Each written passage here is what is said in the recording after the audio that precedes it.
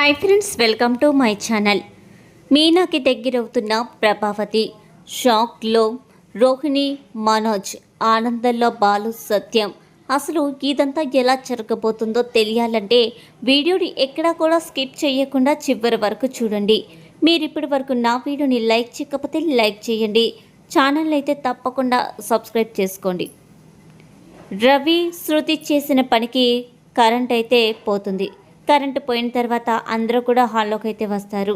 అప్పుడే రోహిణి వేసిన ఫేస్ ప్యాక్తో ప్రభావతి అందరి కంటికి దయ్యంలాగా అయితే కనిపిస్తుంది. అలా అందరూ కూడా చాలా భయపడిపోతూ ఉంటారు.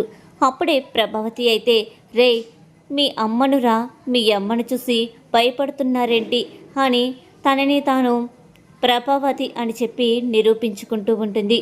అప్పుడే సత్యం వచ్చి, ఇందాకే చెప్పండిరా మీ అమ్మకి ఫేస్ ప్యాక్ తీసేసి పడుకో అని చెప్పి, చూసా కదా ఇప్పుడు పిల్లలందరినీ కూడా భయపెట్టేస్తుంది అని అంటాడు. అలా కాదండి, ఫేస్ ప్యాక్ వేసుకున్న తర్వాత ఉదయం వరకు ఉంచుకుంటేనే ఆ ఫేస్ ప్యాక్ బాగా పనిచేసి నేను బాగా అందంగా మెరిసిపోతాను అని అంటూ ఉంటుంది. అప్పుడే బాలు అయితే, అదేంటమ్మా ఈ వయసులో నీకు అందం కావాల్సి వచ్చిందా? పిల్లలందరూ కూడా పెద్దోళ్ళు అయిపోయారు. ఇంకా కోడళ్ళు ఫేస్ ప్యాక్లు వేసుకున్నారనుకో, వాళ్ళు ఇంకా చిన్నపిల్లలని అనుకోవచ్చు. కానీ నువ్వు ఫేస్ ప్యాక్ వేసుకుంటేనే చూడడానికి చాలా విచిత్రంగా కనిపిస్తుంది అని చెప్పంగానే, అదేంట్రా అలా మాట్లాడుతున్నావు? ఏదో చిన్న వయసులో పెళ్లి చేసేశారు, బాల్య వివాహం చేసేశారు మీ నాన్నతోటి.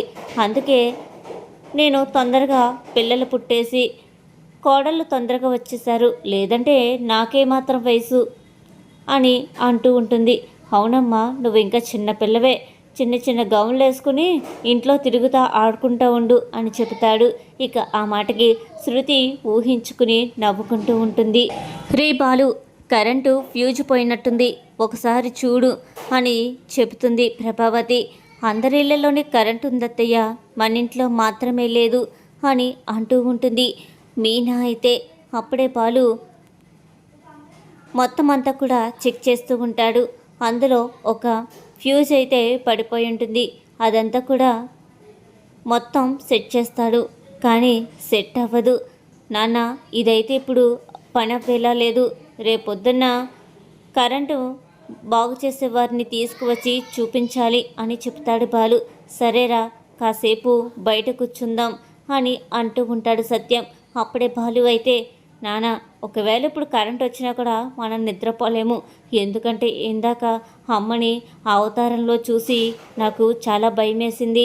ఇప్పుడు పడుకున్నా కూడా నాకు ఆవిడ మొహమే గుర్తొస్తూ ఉంటుంది, నిద్ర కూడా పట్టదు అంటాడు. ఇక శృతి, రవి, మనోజ్ కూడా అదే విధంగా చెప్తారు. ఇక ప్రభావతి అయితే చాలా ఫీల్ అయిపోతూ ఉంటుంది. ఏదో ఒకరోజు ఫేస్ ప్యాక్ వేసుకున్నందుకు నన్ను మరీ ఏదో దెయ్యంలాగా రాక్షసులాగా చూస్తున్నారే, మరి ఇదేమీ బాగోలేదు అని పొంగముద్దు పెట్టుకుంటూ ఉంటుంది. అలా ప్రభావతి చిన్నపిల్లలా చెయ్యడం చూసి మీనా నవ్వుకుంటూ ఉంటుంది. ఏంటే మీనా నవ్వుకుంటున్నావు?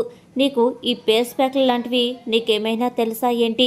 ఎప్పుడు మీ పుట్టింట్లో ఆ శనగపిండి, వరిపిండి ఇవే రాసుకుంటావు, నీకు వీటి విలువ ఏం తెలుస్తుందిలే అని అంటూ ఉంటుంది. అప్పుడే శృతి అయితే, మీనా నేచురల్ బ్యూటీ అంటే తను ఏమీ రాసుకోకపోయినా, ఎలాగా రెడీ అవ్వకపోయినా తను చాలా అందంగా ఉంటుంది. అందం అనేది ఇలా ఫేస్ ప్యాక్లోనూ మనం రెడీ అవ్వటంలోనూ ఉండదు, అది పుట్టుకతోనే వస్తుంది. మనిషి సహజ లక్షణం అది. మీనా ఎలాంటి చీర కట్టుకున్నా కూడా అదిరిపోతుంది, కానీ మీరు ఏ చీర కట్టుకున్నా ఒకేలాగా ఉంటారత్తయ్య అని మొహం మీద చెప్పేస్తుంది. శృతి అలా అనేసరికి ప్రభావతికి చాలా బాధ అయితే కలుగుతూ ఉంటుంది. ఇక ఉదయం అయితే అవుతుంది. అందరూ కూడా కబుర్లు చెప్పుకుంటూ ఆ రాత్రి అంతా కూడా గడిపేస్తారు. అప్పుడే బాలు దగ్గరికి వచ్చి, ఏవండి, నేను పూల మార్కెట్కి వెళ్ళాలంటే మీరు ఖచ్చితంగా నన్ను వెళ్ళాలి, ఎందుకంటే చాలా పూలు ఉంటాయి, అవన్నీ నేను ఒక్కదాన్నే తీసుకురాలేను అని చెప్పి మీనా, బాలు అయితే పూల మార్కెట్కి వెళ్తారు.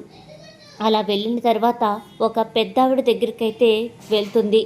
మీనా వెళ్ళి, అమ్మ, ఈ పువ్వులన్నీ కూడా ఎంతకిస్తావు అని అడుగుతూ ఉంటుంది. పెద్దావిడైతే కాస్త రేట్ ఎక్కువైతే చెప్తుంది. అంత రేట్ ఎందుకు చెప్తున్నావమ్మా? నేను అమ్ముకునే దాన్నే కదా, నాకు ₹1 లాభం రావాలి కదా అని అంటూ ఉంటే అప్పుడే ఆ పెద్దవాడైతే సరేనమ్మా, నీకు మంచి రేటుకే ఇస్తాను, ఈ పువ్వులన్నీ తీసుకుంటాను అంటున్నావు కదా, చూడటానికి చాలా మంచిదానిలాగా కనిపిస్తున్నావు, సరే తీసుకో అని చెప్పి చాలా తక్కువ రేటుకే ఇస్తుంది. అప్పుడే బాలు అయితే బేరాలు ఆడాలంటే మీ ఆడాళ్ళ తర్వాత ఎవరైనా రూపాయి వస్తువుని ₹10 బేరమడి తీసుకొచ్చేస్తారు. ఎంతైనా మీ ఆడాళ్ళలో ఈ టాలెంట్ బాగా ఉంటుంది. అదే మా మగాళ్ళైతే రూపాయి వస్తువుకి ₹2 ఇచ్చుకొని తీసుకువస్తాము అని అంటూ ఉంటాడు. అప్పుడే మీనా అయితే బేరాలు ఆడటం అనేది మనం చూసుకుంటాం, మాకంటే ఇంట్లో ఉంటాం కాబట్టి ఏ వస్తువు ఎంతకి వస్తుందో బాగా తెలుస్తుంది. కానీ మీరు అలా కాదు, మీరు మీ పనిలోనే ఎక్కువ చూసుకుంటారు కాబట్టి బేరాలు ఒక్కసారిగా ఆడాలంటే ఏ వస్తువు ఎంత అనేది మీకు తెలీదు అని చెప్తూ ఉంటుంది. మీనా అయితే ఇద్దరు కూడా పూల కొనుక్కుని తీసుకువెళ్తూ ఉంటారు. అప్పుడే టీ స్టాల్ దగ్గర ఆగండి అని చెప్పి టీ స్టాల్ దగ్గరికి అయితే తీసుకుని వెళ్తుంది మీనా. అప్పుడే బాలు అయితే ఏంటి, మా కస్టమరు నాకు టీ ఇప్పించాలని తీసుకొచ్చారా ఏంటి అని అంటూ ఉంటే అప్పుడే మీనా పోనీలేండి, కస్టమర్ ఇప్పించిందనుకుని తాగొచ్చు కదా అని చెప్పి అన్న 2 టీలు ఇవ్వండి అని చెబుతుంది. అతనైతే 2 టీలు అయితే ఇస్తాడు. ఆ టీ ఇచ్చిన తర్వాత మీనా టీ తీసుకుని బాలుకైతే ఇస్తుంది. బాలు అయితే వద్దని చెప్తాడు. అప్పుడే టీ చేసే మాస్టర్ అయితే ఏందయ్యా, కస్టమర్ టీ ఇప్పిస్తుంటే కూడా వద్దని చెప్తేది నిన్నే చూస్తున్నారు, అందరూ కూడా కావాలని అడిగి మరీ తీసుకుంటారు, నీకు భలే మంచి కస్టమర్ దొరికిందయ్యా అని చెప్తూ ఉంటాడు. అప్పుడే మొహమాటంగానే టీ తీసుకుని తాగుతూ ఉంటాడు. ఇంతలో మీనా బిస్కెట్ ప్యాకెట్లో బిస్కెట్లు తీసుకువచ్చి టీలో ముంచుకుని తింటూనే అందులో ఉన్న బిస్కెట్ని తీసుకుని బాలుకైతే ఇస్తుంది. ఇదంతా చూసిన టీ మాస్టర్ అయితే ఏంటమ్మా మీరు భార్యాభర్తలాగున్నారేంటి, టీతో పాటు బిస్కెట్ కూడా ఇస్తుందంటే భార్యాభర్తలే అవ్వుంటారు అని కన్ఫర్మ్ చేసుకుంటాడు. అయినా కూడా బాలు మీనా ఇచ్చిన బిస్కెట్ తీసుకోను అన్నా కూడా తీసుకుని తినేస్తాడు. ఇక అలా టీ తాగుతూ బిస్కెట్ తినడం చూసిన మీనా అయితే అలా బాలుని చూసి ఆనందపడిపోతూ ఉంటుంది. ఇక టీ తాగేసిన తర్వాత ఇంటికైతే వెళ్తూ ఉంటారు. అలా వెళ్తున్న దారిలో మధ్యలో సుమతిని అయితే ఎక్కించుకుంటూ ఉంటుంది మీనా. కానీ ఆటోలో ఎక్కడా కూడా ఖాళీ ఉండదు. అక్క, నేను వెనకాల కూర్చుంటాను, నువ్వు ముందు బావ పక్కనే కూర్చో అని చెప్పి వెనకాలైతే కూర్చుంటుంది. ఇక ఎక్కడ స్పీడ్ బ్రేకర్లు వచ్చినా ఎక్కడ గొంతులు వచ్చినా కూడా బాలు మీనా ఒకరినొకరు గుద్దుకుంటూ ఉంటారు. అప్పుడే బాలు అయితే మీనా వంక చాలా రొమాంటిక్గా చూస్తూ ఉంటాడు. మీనా కూడా బాలు వంక చూస్తూ ఉంటుంది. బాలు అయితే ఇంత అందాన్ని ఇంత దగ్గర నుండి చూస్తుంటే నా మనసుకేదో అయిపోతుంది అని మనసులో అనుకుంటూ ఉంటాడు. అప్పుడే మీనా కూడా బాలు వంక చూస్తూ ఉంటుంది. సుమతి వీళ్ళిద్దరినీ చూసి వీళ్ళిద్దరూ ఎప్పుడు కూడా ఇలా సంతోషంగా ఉండాలి అని అనుకుంటూనే ఎదురుగా బండి వస్తుంది, బావా చూసుకో అని చెప్పి ఒక్కసారిగా అంటుంది. వెంటనే బాలు ఒక్కసారిగా ముందుకు చూసి పోనిస్తూ ఉంటారు. మీనా అయితే సిగ్గుపడిపోతూ ఉంటుంది. సుమతి ఆ పువ్వులన్నీ తీసుకుని అందరికీ కూడా విచ్చి వాళ్ళని దండలైతే కట్టమంటుంది. కొన్ని పువ్వులు మీనా ఇంటికైతే తీసుకుని వచ్చి దండలైతే కడుతూ ఉంటుంది. రేయింపవళ్ళు ఖాళీ లేకుండా తను అదే పనిగా పనిచేస్తూ ఉంటుంది. ఇదంతా కూడా గమనిస్తూ ఉంటుంది ప్రభావతి. ముందులో కాస్త మీనా మీద కోపం మీద మీనాకి ఇంత ఆర్డర్ రావడం చూసి తనైతే చాలా తట్టుకోలేకపోతుంది. తర్వాత మీనా చేస్తున్న పనిలో నిజాయితీని చూసి మీనాని సత్యం దగ్గర మెచ్చుకుంటుంది. నిజంగా మీనా చాలా గొప్పదే, ఇంత పనిని ఒక్కతే చెయ్యాలని నిర్ణయించుకుని తాను ఎలాంటి భయం లేకుండా తన ఆర్డర్ పూర్తి చేయాలి అనే లక్ష్యంతో ఇదంతా చేస్తుంది అని అనుకుంటూ ఉంటుంది. ఇక వంటగదిలో ఎన్ని పనులను కూడా ఒక్కతే చక్కబెట్టుకుంటూ ఉంటుంది. ఇంతలో రోహిణి వచ్చి అనుకోకుండా ఎప్పుడు అడిగినట్టే పూలు కట్టుకుంటున్న మీనాని టీ తీసుకురా మీనా, నాకు చాలా తలనొప్పిగా ఉంది అని చెప్పి గదిలోకైతే వెళ్ళిపోతుంది.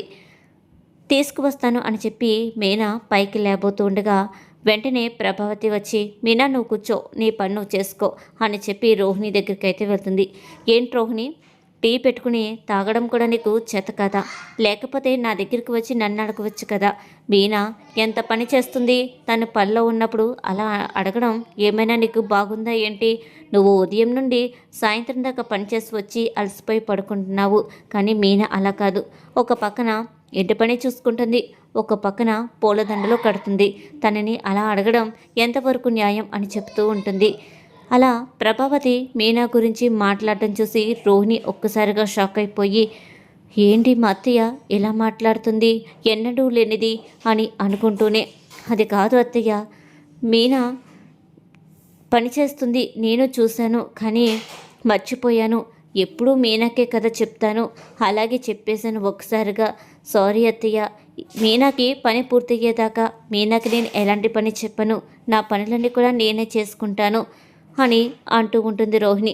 సరే రోహిణి, నీకేమైనా అవసరమైతే నాకు చెప్పు, కానీ మీనాకి మాత్రం ఏ పని చెప్పొద్దు అని అంటుంది. ఇక ప్రభావతి వంట కూడా చేసేస్తుంది. అలా మీనా చూస్తూ ఉండి, ఏంటి మా అత్తయ్య ఇంతలా మారిపోయారు, ఈ మార్పు కోసమే నేను ఎంతో ఎదురు చూస్తున్నాను అని అనుకుంటూ ఉంటుంది. ఇదంతా గమనించిన సత్యం బాలు అయితే, ఏంట్రా మీ అమ్మ మీనాని ఒక్క పని కూడా చేయనివ్వట్లేదు, ఏంటో ఈరోజు బాగా ఎండగాస్తుందేమో అనుకున్నాను, కానీ వర్షాలు పడేలాగున్నాయి మీ అమ్మ చేసిన పనికి అని అంటూ ఉంటాడు. అప్పుడే బాలు అయితే, నిజమే నాన్నోయ్, నాకు కూడా ఏదో తేడా కొడుతుంది, అమ్మ నిజంగానే మారిపోయిందా అంటావా, లేకపోతే మనమే ఏదైనా కలగంటున్నామో అని అంటూ ఉంటాడు. ఒరే, కలగంటే నీ కల్లోకి నేను, నా కల్లోకి నువ్వే వస్తావు, కానీ మనిద్దరం కలిపి కలలు కనం కదా, ఇది నిజమే అని చెప్తాడు బాలు. నిజంగా అమ్మ మారిపోయినందుకు నాకైతే చాలా సంతోషంగా ఉంది నాన్న, మీనా కూడా చాలా ఆనందపడుతుంది అని అంటూ ఉంటాడు. ఇదంతా చూసిన శృతి అయితే చాలా సంతోషపడుతుంది. రోహిణి శృతిని చూసినట్టే మీనాను కూడా కోడలిగా చూడడం తనకి చాలా బాగా నచ్చుతుంది. వెంటనే ప్రభావతి దగ్గరికి వెళ్ళి ఒక్కసారిగా హత్తుకుంటుంది. నీలో వచ్చిన ఈ మార్పు నాకు చాలా సంతోషంగా ఉంది అత్తయ్య, మీరు ఎప్పుడు ఇలాగే ఉండాలి అని అంటూ ఉంటుంది. ఇక రోహిణి మనోజ్ అయితే వాళ్ళమ్మ మారిపోయింది అని చెప్పి మనోజ్ ఒక్క పక్కన ఏం చెయ్యాలో అర్థం కాక, తన అప్పులు ఎలా తీర్చాలో తెలియక, ఇప్పుడు వీళ్ళందరూ కలిసిపోతే నా పరిస్థితి ఏమైపోతుంది అని ఆలోచించుకుంటూ ఉంటాడు.